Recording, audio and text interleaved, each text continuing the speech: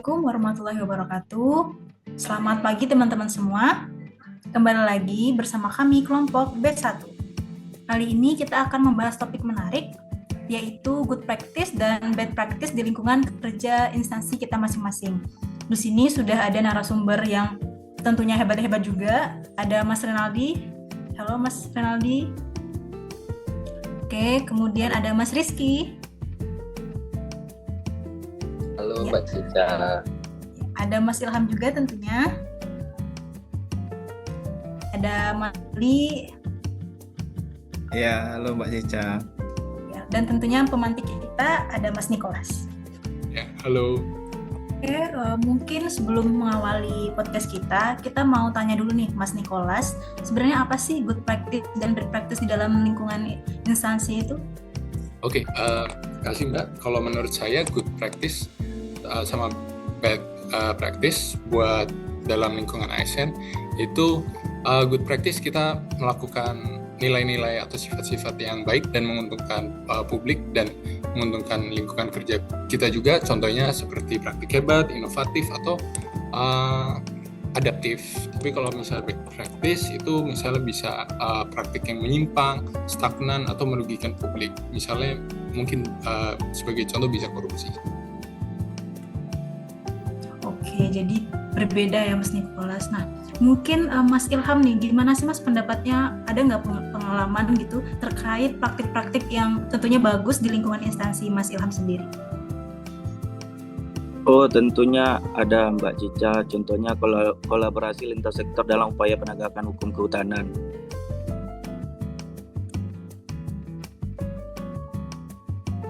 Oh ya, itu seperti apa ya Mas? Itu kita bersinergi Mbak Cica dengan instansi terkait atau lembaga non-pemerintah. Itu kalau boleh tahu kunci keberhasilan dari pelaksanaannya apa saja ya? Kalau kunci keberhasilannya yang pertama itu adalah sinergi antar lembaga pemangku kepentingan, baik pemerintah, swasta, masyarakat maupun lembaga internasional. Yang kedua itu komitmen dan dukungan politik yang kuat. Dukungan dari pimpinan menjadi dasar penting agar setiap sektor memiliki arah dan tujuan yang sama. Yang ketiga, kejelasan peran dan tanggung jawab antar lembaga. Keempat, mekanisme koordinasi dan komunikasi yang efektif. Kelima, kapasitas dan kompetensi SDM. Keenam itu transparansi dan akuntabilitas. Yang ketujuh, dukungan teknologi dan data terpadu. Yang kedelapan, partisipasi masyarakat dan lembaga non-pemerintah. Yang ke-9, dukungan pembiayaan dan sumber daya. Yang ke-10, evaluasi, monitoring, kolaborasi secara berkala. Oke, lengkap ya kunci keberhasilannya. Kalau mau tahu Mas, ini kan mungkin ada unit-unit lain yang belum nih mempraktekkan good practice itu. Apa sih, bagaimana sih cara instansi Mas itu untuk menularkan atau memperluas good practice ini? Mungkin yang pertama itu dari dokumentasi dan diseminasi praktik. Tujuannya agar instansi lain dapat belajar dan mengadaptasi pola kerja yang sudah terbukti efektif. Yang kedua, penguatan kebijakan dan regulasi nasional. Pemerintah pusat dapat menerbitkan peraturan bersama, MOU lintas kementerian atau surat edaran. Regulasi ini berfungsi sebagai payung hukum. Yang ketiga, pembentukan forum koordinasi dan jejaring antar lini sektor. Forum ini bisa menjadi wadah berbagi data, informasi, dan pengalaman antar instansi. Yang keempat, pelatihan bersama dan penguatan kapasitas SDM. Pelatihan ini bisa mencakup penegakan hukum berbasis teknologi, investigasi kolaboratif, dan restoratif justice, di mana alumni pelatihan kemudian dapat menjadi agen perubahan di instansinya masing-masing. Oke, lengkap banget ya.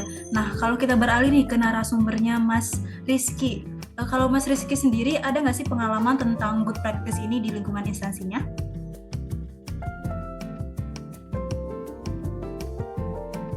Iya, Mbak Cica, kalau untuk pengalaman pribadi, terutama di instansi, ada pengalaman good practice-nya. Biasanya itu kami yang dijalankan itu penguatan manajemen intelijen kehutanan secara terpadu sebagai upaya mewujudkan ASN yang cerdas, responsif, dan kolaboratif. Kalau tujuan kegiatannya itu mendukung proses pengambilan keputusan yang berbasis data akurat sekaligus meningkatkan profesionalisme dalam pelaksanaan tugas penegakan hukum. Jadi kegiatan ini tuh karena judulnya terpadu ya, jadi lebih ke memastikan manajemen intelijen itu seluruh tahapan intelijen mulai dari pengumpulan, pengolahan, analisis hingga penyajian informasi berjalan lebih efektif, cepat dan lebih terkoordinasi. Oke, kalau boleh tahu nih kunci-kunci keberhasilan biar bisa sampai terpadu itu apa aja sih Mas yang dibutuhkan? Nah, untuk kunci-kunci keberhasilannya yang selama ini sering didiskusikan juga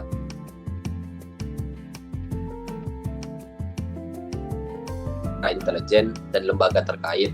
Kita kan dalam namanya intelijen ini kan kalau kita bekerja sendiri tentu ruangnya sangat sempit. Jadi kita ada mitra-mitra yang memberikan informasi-informasi agar tujuan yang kita cari itu diperoleh. Jadi pentingnya kolaboratif untuk hal ini. Jadi koordinasinya berjalan dengan baik.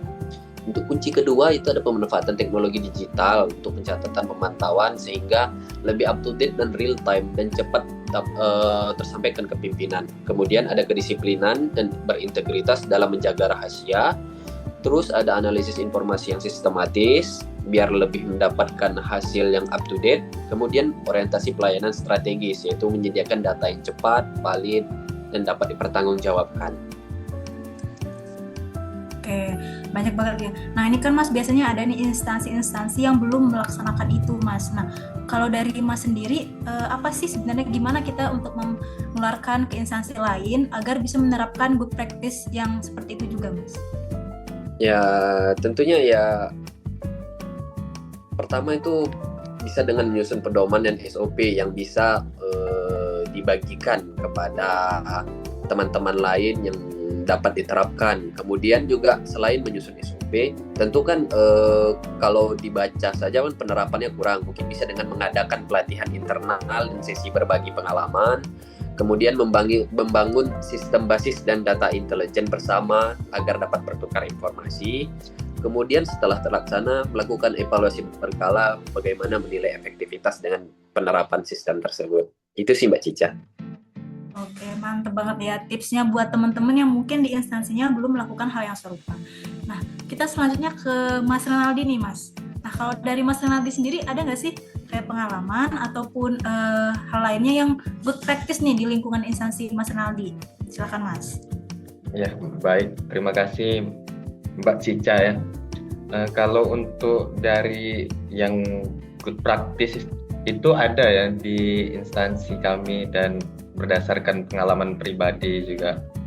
Itu salah satunya dengan pemanfaatan drone, GPS, dan aplikasi GIS untuk pemantauan kawasan hutan atau kegiatan pengawasan di lapangan, kayak kegiatan pudasi gitu.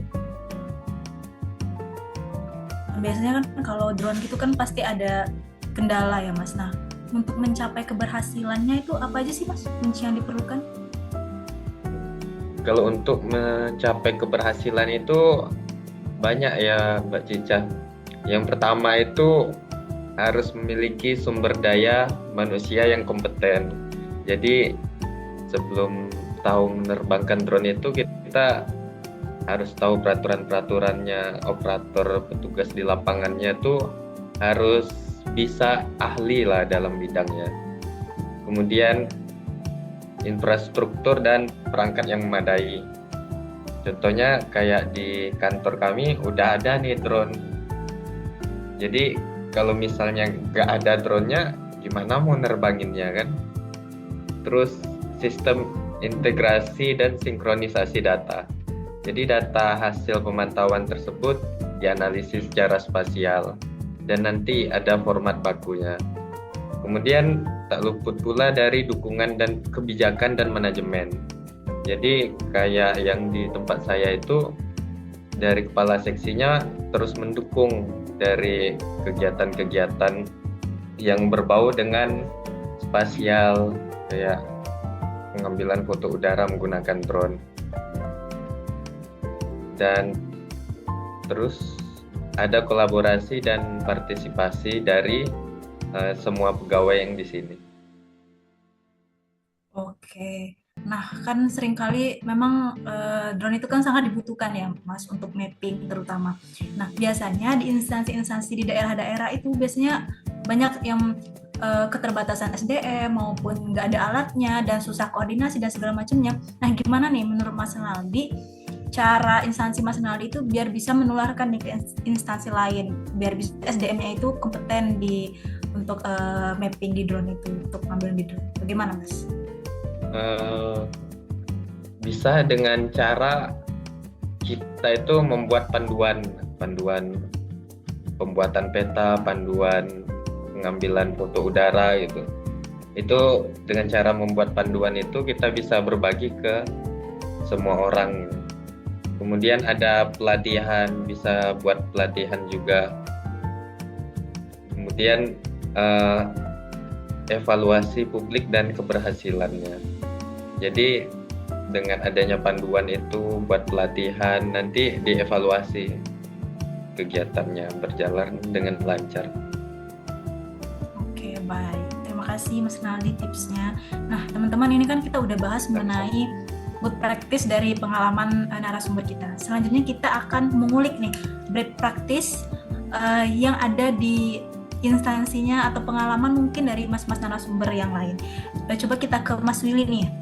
Oke, mungkin Mas Willy bisa cerita, ada nggak pengalaman dari Mas Willy yang menemukan best practice itu di instansi Mas Willy?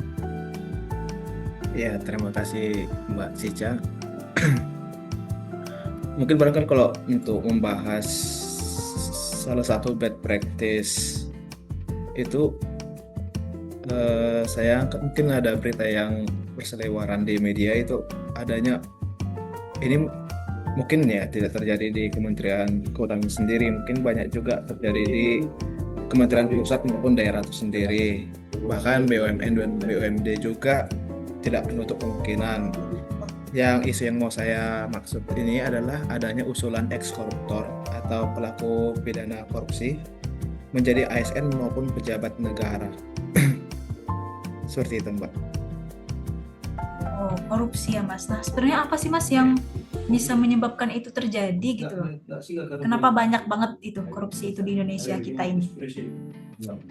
Ya, kalau korupsi itu banyak terjadi di Indonesia ya, selain itu dari sumbernya ya, Mbak. Dari sumbernya, yang masuk sumbernya itu manusia itu sendiri, di mana penguatan internal dari manusia itu tidak kuat melihat uang itu, jadi dia melupakan sumpah jabatan dia untuk berorientasi pelayanan, tidak menganggap jabatan dia itu seurgen itu, sehingga dia berani untuk melakukan korupsi. Kalau cara untuk mencegah, Mas, biar nggak terulang lagi, karena kan biasanya kalau udah sekali korupsi ini ketagihan, bukannya sadar. Itu apa sih, Mas? Ya, ada beberapa alternatif sih yang bagus untuk menghindari kasus korupsi ini, Mbak. Mungkin seperti menciptakan lingkungan kerja yang didukung oleh pimpinan kita tentunya yang berintegritas. Kita harus meningkatkan integritas kita dari diri sendiri, lalu kita mempengaruhi integritas teman kita, dan sistem digital yang kuat sehingga secara fisik dan sistematis korupsi kita ini tidak melakukan kegiatan korupsi. Oke, kalau ada nggak, Mas, alternatif jalan lain supaya kita nih sebagai calon ASN muda itu hindari dari praktek-praktek korupsi itu? Selain dari diri kita sendiri ya, tentunya kita harus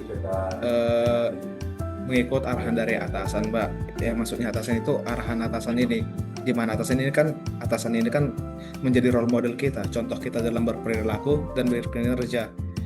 Jadi dalam pemilihan atasan ini juga perlu dipertimbangkan.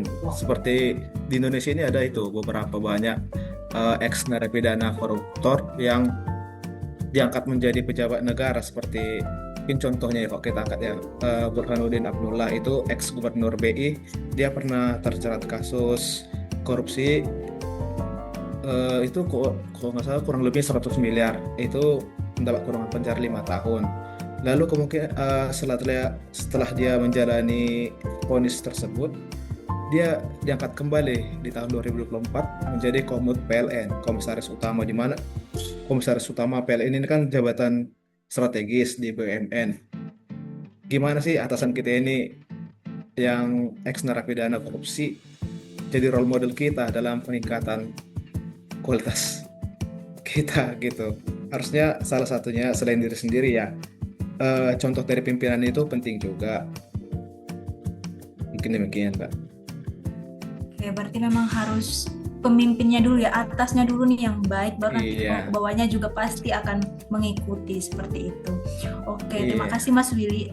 Kita lanjut nih ke Mas Nicholas. Mungkin sebagai Mas Nicholas sendiri ada nggak pengalaman ataupun menemukan nih bad practice di lingkungan Mas Nicholas saat ini bekerja? Iya, dari saya ada. Cuma mungkin nggak seserius kayak bad practice yang sebelumnya kayak korupsi, tapi mungkin lebih ke kerjaan kantor sehari-hari ya. Kayak misalnya minimal literasi digital di kantor kita, kayak misalnya ada penyebabnya sih banyak ya, tapi mungkin yang mau saya titik beratkan itu ke literasi digital ini dulu. Kayak minimnya literasi digital ya Mas. Nah itu penyebabnya itu apa aja Mas? Kan tadi banyak, coba deh mungkin kasih contoh lah, 1 atau 2 penyebab yang paling utama. Oke, menurut saya kalau penyebabnya itu mungkin karena ada perbedaan generasi juga. Kayak beberapa PNS kita itu yang masuk ada di tahun 2000, lalu nggak ada generasi transisi dari generasi mereka ke generasi kita. Jadi ada age gap yang lumayan besar. Nah, dari hal tersebut banyak nih contoh-contoh literasi digital yang kurang bagi mereka dan akhirnya jadi ke lingkup kantor kita juga. Contohnya adalah kalau di tim kerjaku itu misalnya kita nggak ada reminder calendar. Jadi kalau di misalnya yang pernah kerja di swasta itu biasanya kita gunain digital calendar buat nentuin kita hari-hari kerjaannya apa, kita info ke teman kita udah secara otomatis. Karena kita di kalender itu nulis, misalnya kita ada dinas ke luar kota, ada persidangan atau ke dampingin eselon 2 misalnya ada pemeriksaan kejaksaan atau seperti itulah. Oke, ini hal yang baru ini, digital calendar ya. Saya juga baru dengar nih kata-kata itu sih Mas Nicholas. Nah, apa itu merupakan salah satu ini ya cara mencegahnya juga ya, itu biar nggak terjadi lagi adanya bad practice seperti itu, atau ada mungkin cara-cara lain untuk mencegah biar tidak terulang lagi Mas Nicholas? Iya, menurutku itu faktor obat yang paling ampuh sih untuk ngehilangin kurangnya koordinasi antara rekan-rekan di kementerian kita sama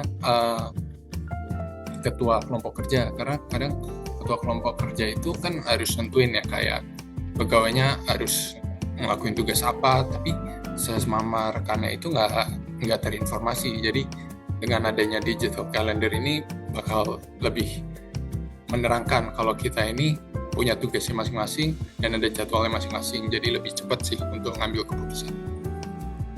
Oke, alternatif lain ada nggak Mas? Atau mungkin kegiatan lain yang bisa membantu itu?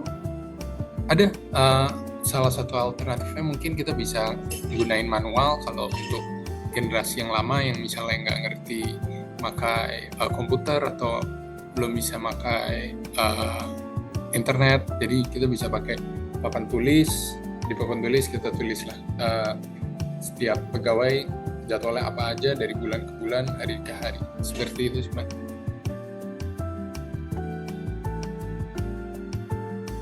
Oke, terima kasih Mas Nicholas. Terima kasih juga nih narasumber tentang pengalamannya terkait isu-isu bad practice ataupun good practice di lingkungannya, ataupun mungkin pengalaman yang teman-teman miliki gitu. Nah, mungkin sedikit dari saya, memang pelaksanaan good practice ini sebenarnya harus kita lakukan sebagai ASN, apalagi ASN muda, untuk meningkatkan kinerja layanan di instansi kita juga tentunya, dibanding kita harus melakukan kegiatan-kegiatan yang malah merugikan diri kita sendiri. Nah, mungkin itu saja dari kelompok B1 podcast yang berkaitan dengan bad practice versus good practice. Semoga teman-teman ASN dimanapun tetap menerapkan nilai-nilai berakhlak, profesionalisme guna menuju good practice di lingkungan kerja masing-masing. Terima kasih. Terima kasih.